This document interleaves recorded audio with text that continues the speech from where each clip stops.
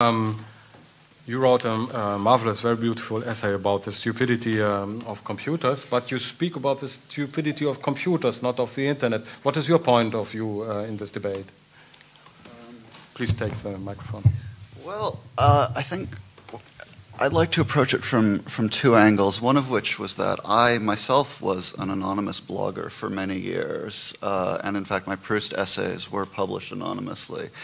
And I would put a conditional defense on it by saying that no matter how stupid they may have been, I would still defend them over many of the signed essays published by America's pundits in proclaiming what I think was the largest and most damaging lie that I've experienced in my lifetime, which is the Iraq War in America. And those pundits that proclaimed so clearly that Saddam Hussein had weapons of mass destruction and therefore we needed to invade his country, have not suffered any consequences despite their names being signed to those articles and editorials and everyone knowing who they are. Many of them are still with us today. But more generally, so there's that defense. More generally speaking, I think stupidity is ubiquitous enough that when I read that Robert Musil quote, that was from 1937, and the internet did not exist back then, but I did not get the sense that stupidity existed in any less proportion than it does now. It might have been a bit easier to ignore because one can go on the internet and encounter astounding amounts of stupidity without even leaving one's home. But like I said, I do not know that the proportion is so different. But I think there's also the issue of what stupidity is, because one can be wrong without being stupid, and one can also be stupid without being wrong.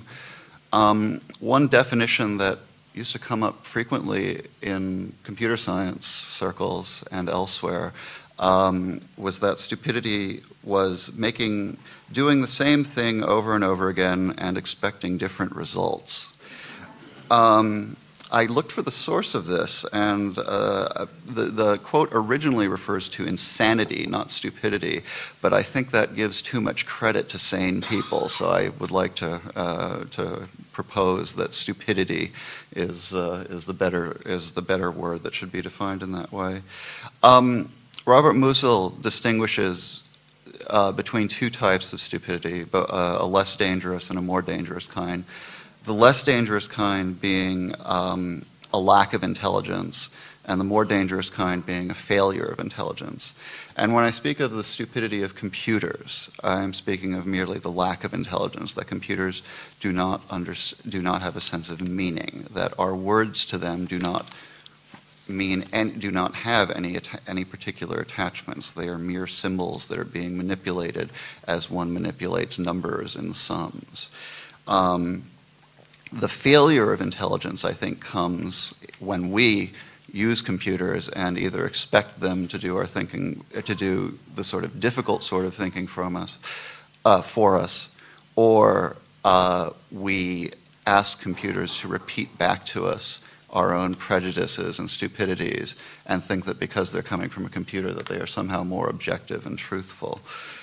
The advantages, I think, that we gain from computers, from technology, from the internet is that there is a greater ability for us to communicate with each other, and there is more information.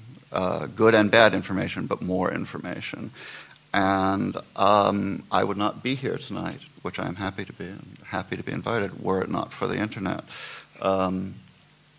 But the increase in information is a tremendous problem, and I think that in some ways it is at the very root of the problem of modernity, which is that the problem of modernity is not coming from technology per se, but from a justifiable loss of certainty and what we thought to be true because of an increase in knowledge, an increase in perspective, an increase in that which is foreign to us.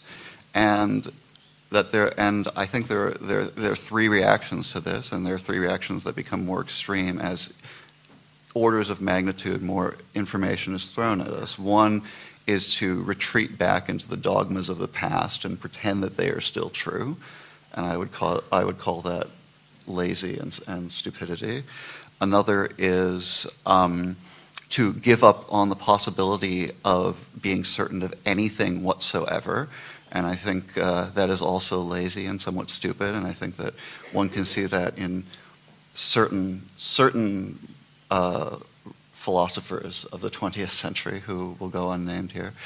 Or the third option, which I don't think is stupid, which is to modestly go about the very difficult work of trying to figure out what we still can know truly and honestly. Jakob Burckhardt said that in, I think, the late 19th century that we were entering the age of oversimplification, and that, I think, has only become more and more true as we ask computers to simplify for us and take their simplifications at face value as we simplify ourselves to present ourselves to computers and have them present ourselves back to us. And there are many advantages and comforts to over the simplifications, but I'd like to paraphrase Bertrand Russell and say that the advantages of oversimplification are the same advantages as the advantages of theft over honest toil.